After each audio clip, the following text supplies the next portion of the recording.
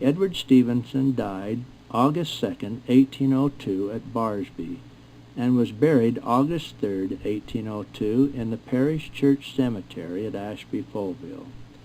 The gravestone inscription reads as follows: To the memory of Edward Stevenson, Jr., who died August 2nd, 1802, in the 58th year of his age.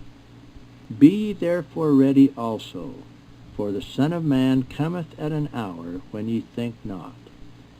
Elizabeth Marriott was christened December 13th, 1749, at the parish church of Long Clawson. She was the daughter of Richard Marriott and Mary Thornton. Long Clawson is a parish and village 5 miles north of Melton Mowbray, with a population of 657 and a land area of 3,581 acres. Elizabeth Marriott Stevenson died April 17, 1824 at Barsby, and was buried April 20th in the parish church cemetery at Ashby-Folville.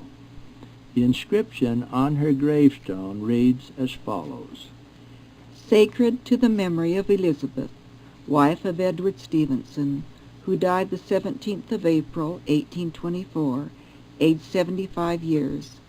Eternal God, guide thou the mind of those whom I have left behind. Let grace and virtue join on earth to make them happy after death. Edward Stevenson was baptized by proxy in the Endowment House, January 11, 1871, and endowed in the Logan Temple, September 4, 1885. Elizabeth Marriott was baptized by proxy in the Endowment House, 11 January 1871, and endowed by proxy in the Logan Temple, 4 September 1885. They were sealed as a couple for time and all eternity in the Endowment House, 11 January 1871, and again in the Logan Temple, 4 September 1885. They were the parents of 12 children, all of whom were sealed to them by proxy in the Salt Lake Temple, 30 May 1901. Edward Stevenson, born 1745, was the son of Edward Stevenson and Margaret Simpson. He was christened 22 November 1705 in the parish church at Ashby-Folville.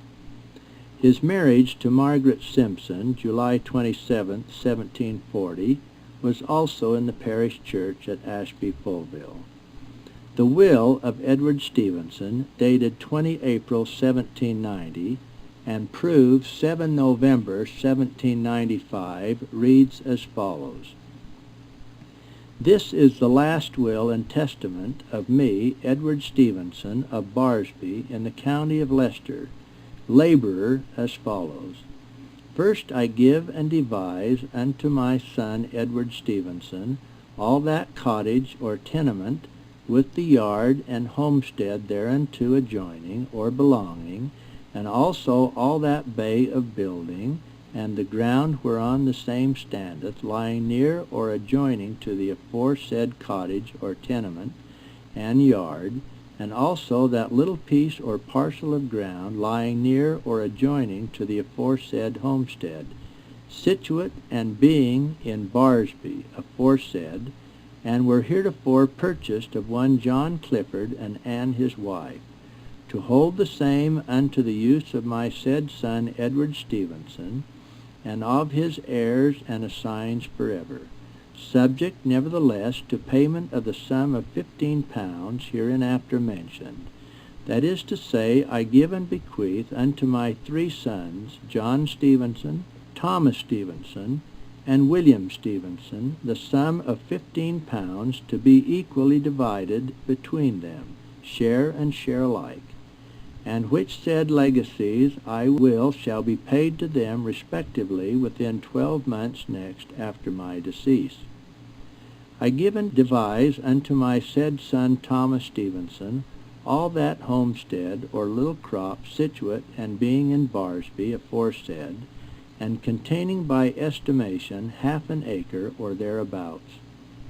I give and bequeath unto my daughter Margaret Bruin the sum of £2 and 10 shillings, And unto my daughter Mary Smith the sum of 2 pounds and 10 shillings, and unto my daughter Elizabeth McAndrew the sum of 3 pounds, all of which said 3 several legacies amount together to the sum of 8 pounds, which I will shall be paid within 12 months next after my decease. Accordingly I give and devise all the half-cow pasture, and also a yard land of mere grass, lying and being in the open and common field of Barsby, aforesaid, unto my said daughter Margaret Bruin, her heirs and assigns forever. I give and bequeath to my said 3 children, Edward Stevenson, Margaret Bruin, and Mary Smith, the sum of 1 guinea apiece. Also I give and bequeath to my said daughter Elizabeth McAndrew the sum of 10 pounds. Also I give and bequeath unto my said son Thomas Stevenson the sum of 10 pounds. Also I give and bequeath unto my grandson Edward Stevenson, the son of my late son Michael Stevenson, the sum of 8 pounds. And also I give and bequeath unto my grandson John Stevenson, the youngest son of my late son Michael Stevenson, the sum of 5 pounds.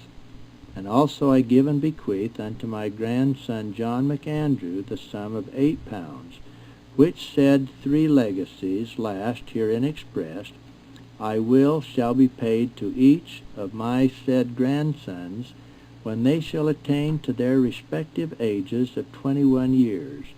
And I do hereby subject and charge all and singular my stock, cattle, chattel, and personal estate whatsoever, as well as the parts or shares of my household goods and furniture hereinafter bequeathed to my said son John Stevenson, with the just and true payment of all the before-mentioned legacies, except those charged severally on my real estate.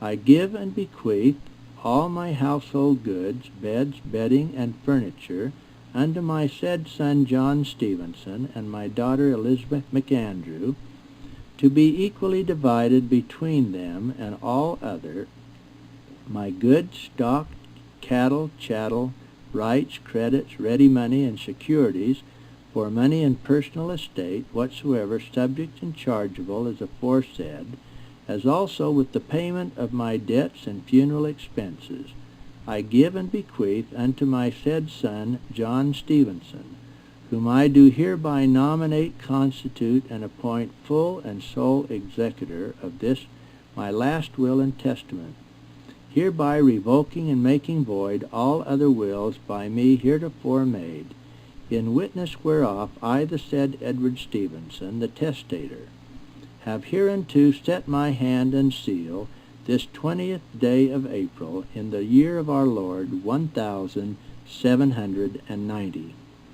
Edward Stevenson died June 5, 1795 at Barsby, and was buried June 7th in the Parish Church Cemetery at Ashby, Foleville. His wife, Margaret Simpson, died July 19, 1785, and was buried July 21st in the Parish Church Cemetery at Ashby, Foleville. The gravestone inscription for Edward and Margaret Stevenson reads as follows: To the memory of Edward Stevenson, he departed this life June the 5th, 1795, in the 90th year of his age. Also Margaret, wife of Edward Stevenson, she departed this life July the 19th, 1785, in the 71st year of her age. Edward Stevenson was baptized by proxy in the Logan Temple 20 October 1885 and endowed in the Logan Temple 26 November 1885. Margaret Simpson was baptized in the Logan Temple 20 October 1885 and endowed in the Logan Temple 26 November 1885. They were sealed as a couple for time and eternity in the Logan Temple November 26, 1885. They were the parents of 10 children, most of whom were sealed to them in the Salt Lake Temple 30 May 1901. Edward Stevenson, born 1705, was the son of Thomas Stevenson and Elizabeth Godby. No christening entry has been found for Thomas, so we apply the rules of approximation and make his birth at about 1667, being 4 years older than his wife, who was born in 1671. Thomas Stevenson and Elizabeth Godbey were married February 11th, 1700 Julian calendar, 1701 Gregorian calendar, in the parish church at South Croton. It is pronounced Croton and not Croxton. Thomas was buried June 10, 1717, in the parish church cemetery at Ashby-Folville. No age is given in his burial entry, and there is no gravestone for him. Elizabeth Godbey was christened 9 July 1671 in the parish church of South Croton. South Croton is a parish in the eastern division of the hundred of Goscote, 8.5 miles northeast of Leicester and 7 miles southwest of Melton Mowbray, with a population of 200 and a land area of 1,663 acres. The population in 1831 had been 316. The living is a rectory in the Archdeaconry of Leicester and Diocese of Lincoln, rated in the King's Books at £8, 3 shillings, and 4 pence. The church is dedicated to St. John the Baptist. Elizabeth was buried April 3, 1743, in the parish church cemetery at Ashby-Folville. A proxy baptism for Thomas was done in the Logan Temple 21 February 1888, and he was endowed in the Salt Lake Temple 3 May 1894, and again 1 August 1894. Elizabeth Godbey was baptized by proxy in the Logan Temple 24 November 1885, and endowed in the Logan Temple 16 February 1888. They were sealed by proxy for time and eternity in the Salt Lake Temple 3 May 1894. We do not know for sure how many children they had, as the records are very incomplete, but we have found 6 children who may belong to this family. There may be more than one Thomas Stevenson having children at this time.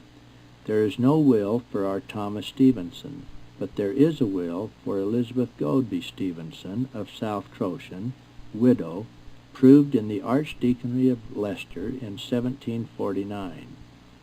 One of the witnesses was an Edward Godbey, whom we believe to be the father of Elizabeth. This rather suggests that she was the Elizabeth Godbey who married Thomas Stevenson in 1700. However, in the will she names her children Thomas, Joseph, John, and Mary Berridge, and a granddaughter, Susanna Stevenson. However, there is no mention of our ancestor, Edward Stevenson, as a child. We're indebted to our cousin, Noel C. Stevenson, an attorney, who in 1947 acquired many legal documents from the area to help us establish our best judgment as to the ancestry of Thomas Stevenson, whom we believe to be Anthony Stevenson, born about 1635 at Ashby-Folville, married about 1660 somewhere in Leicestershire to a Mary, whose maiden name we do not know. We believe they were the parents of 8 children.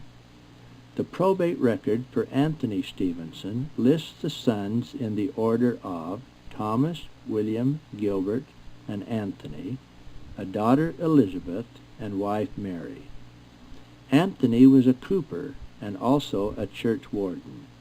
He was buried February 1st, 1685 Julian calendar, 1686 Gregorian calendar, in the church cemetery at Ashby-Folville.